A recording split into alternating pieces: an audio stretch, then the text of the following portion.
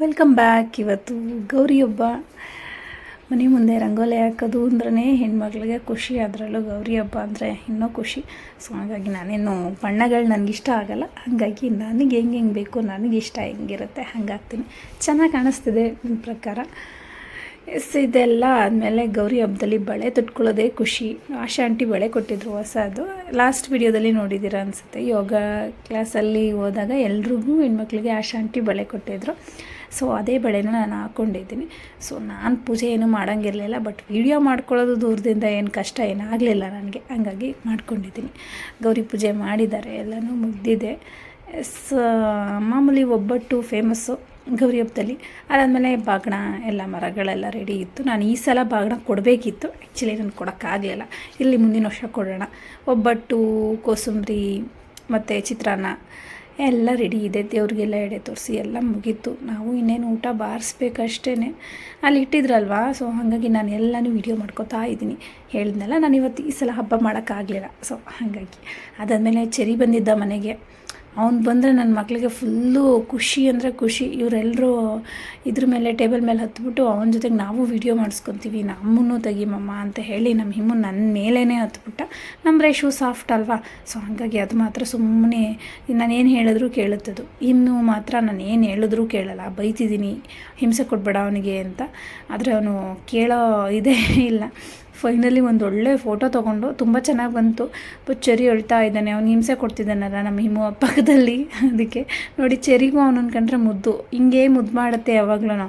But ಇಬ್ರಿಗೂ ಹೊಂದಲ್ಲ ಅಷ್ಟೇ, ಏನು ಮಾಡೋದು. ಅವ್ನಿಗೆ ಇವ್ನು ಬೇಕು, ಇವ್ನಿಗೆ ಅವ್ನು ಬೇಕು. ಇಬ್ಬರು ಹಿಂಸೆನೂ ತಡ್ಕೊಳಕ್ಕಾಗಲ್ಲ. ನಮ್ಮ ರೇಷು ನೋಡಿ ಎಷ್ಟು ಮುದ್ದಾಗಿ ಕ್ಯೂಟಾಗಿ ಹೆಂಗೆ ಕಾಣಿಸ್ತಿದ್ದಾನೆ. ಮುಗ್ಧತೆ ನಾನು ನಿಜವಾಗ್ಲೂ ಇಷ್ಟು ಏಜಲ್ಲಿ ಮುಗ್ಧತೆ ನೋಡಿರೋದು ನಮ್ಮ ರೇಷನಲ್ಲೇ. ಮಾತಾಡೋದ್ರಲ್ಲಾಗಿರ್ಬೋದು, ಏನೋ ಅಷ್ಟು ಇದೇ ಗೊತ್ತಾಗಲ್ಲ. ನಮ್ಮ ಇಮ್ಮು ಏನಾದರೂ ಮಾಡಿಬಿಡ್ತಾನೆ, ಹೆಂಗಾದರೂ ಇರ್ತಾನೆ. ಬಟ್ ರೇಷು ಮಾತ್ರ ನನಗಂತೂ ತುಂಬ ಇಷ್ಟ ಆಗ್ತಾನೆ. ಇವರಿಬ್ಬರು ಬಾಗಿನ ತಗೊಂಡು ಹೋಗ್ತಾ ಇದ್ದಾರೆ. ನಮ್ಮ ಚೆರಿನ ಮಾತ್ರ ನಾವು ಆಟಾಡ್ಸ್ಕೊಂಡು ನಿಂತ್ಕೊಂಡಿತ್ತು.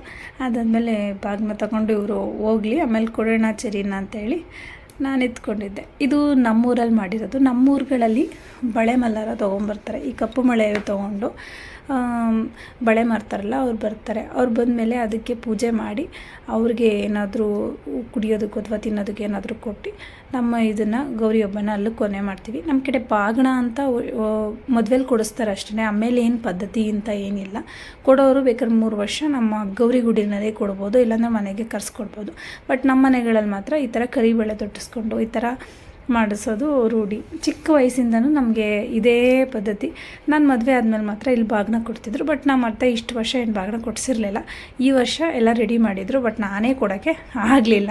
ನೆಕ್ಸ್ಟ್ ಇಯರ್ ನೋಡೋಣ, ಕೊಟ್ಕೊಡೋಣ. ಇದಂತೂ ಫುಲ್ಲು ಖುಷಿ ನನಗಂತೂ ಬಳೆ ತೊಡಿಸ್ಕೊಳ್ಳೋದು. ವರ್ಷವೂ ನಾವು ಚಿಕ್ಕ ಮಕ್ಕಳಾದ್ರೂ ನಮ್ಮ ಸೈಜಿಂದು ತಂದಿರೋರು ಎಣ್ಣ ಈ ಬಳೆ ತೊಡೋರು. ಇವರು ನಮ್ಮ ಪಕ್ಕದ ಮೇಲೂರು ಪಕ್ಕದ ಊರಲ್ಲೇ ಮರ್ದೂರು ಅಂತ ಇದೆ, ಆ ಊರಿಂದ ಬರ್ತಾರೆ. ಇವರು ಅಷ್ಟೇ ಎಲ್ಲ ಮುಗಿಯೋ ತನಕ ಊಟ ಏನೂ ಮಾಡಲ್ಲ, ಬರೀ ಹಾಲು ಹಣ್ಣು ಈ ಥರ ಕುಟ್ಕೊಂಡಿರ್ತಾರೆ. ಎಲ್ರದ್ದು ಬಳೆದು ಶಾಸ್ತ್ರ ಎಲ್ಲ ಮುಗಿದ ಮೇಲೇ ಇವರು ಹೋಗಿ ಅಲ್ಲಿ ಊಟ ಮಾಡೋದು.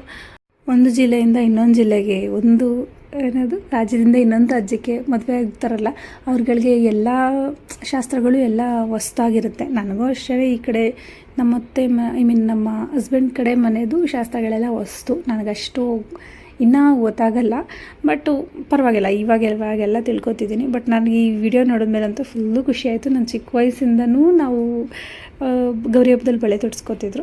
ನಮ್ಮ ಕಡೆಯಲ್ಲೆಲ್ಲ ಹೆಣ್ಮಕ್ಳಿಗೆ ಮಾವದಿರು ಅತ್ತೆದಿರು ಯಾರಿರ್ತಾರೋ ಅವರೆಲ್ಲ ಬಳೆ ತೊಗೊಡೋದು ಪದ್ಧತಿ ಈಸ್ ಪದ್ಧತಿ. ಅದೊಂಥರ ಚೆನ್ನಾಗಿರುತ್ತೆ. ಇದನ್ನು ನೋಡ್ತಿದ್ರಂತೂ ವಿಡಿಯೋನ ನನಗೆ ಹಳೇದೆಲ್ಲ ನೆನಪಾಗ್ತದೆ. ನಾವೆಲ್ಲ ಚಿಕ್ಕ ಬಳೆ ತೊಡಿಸ್ಕೊತಿದ್ದು, ಕಪ್ಪು ಬಳೆನ ಅದನ್ನು ಒಂದು ವಾರ 15 ತನಕ ಮೇಂಟೈನ್ ಮಾಡ್ಕೊತಿದ್ದು ಎಲ್ಲ. ಲೈಕ್ ಮೆಮೊರಿ ಈಸ್ ಮೆಮೊರಿ, ಅದು ಅಳಿಸೋಕ್ಕೆ ಆಗಲ್ಲ ನಮ್ಮ ಚಿಕ್ಕ ವಯಸ್ಸಿನ ಮೆಮೊರಿ. ಇವಾಗ ಮಧ್ಯಾಹ್ನ ಆಯಿತು, ನಾವು ಊಟ ಬಾರಿಸೋಣ ಅಂತ ಹೇಳಿ ಚಿತ್ರಾನ್ನ, ಮೆಣಸಿನ್ಕಾಯಿ ಬಜ್ಜಿ ಎಲ್ಲನೂ ನಾನು ತಿಂದು ಇವತ್ತಿನ ವ್ಲಾಗ್ನ ಕೊನೆ ಮಾಡ್ತಿದ್ದೀನಿ. Happy Gauri Ganesha vlog next ವಿಡಿಯೋದಲ್ಲಿ ಹಾಕ್ತೀನಿ. Thank you for watching. ದಯವಿಟ್ಟು ಸಬ್ಸ್ಕ್ರೈಬ್ ಆಗಿ, ಹಾಗೆ ಕಮೆಂಟ್ ಮೂಲಕ ತಿಳಿಸಿ.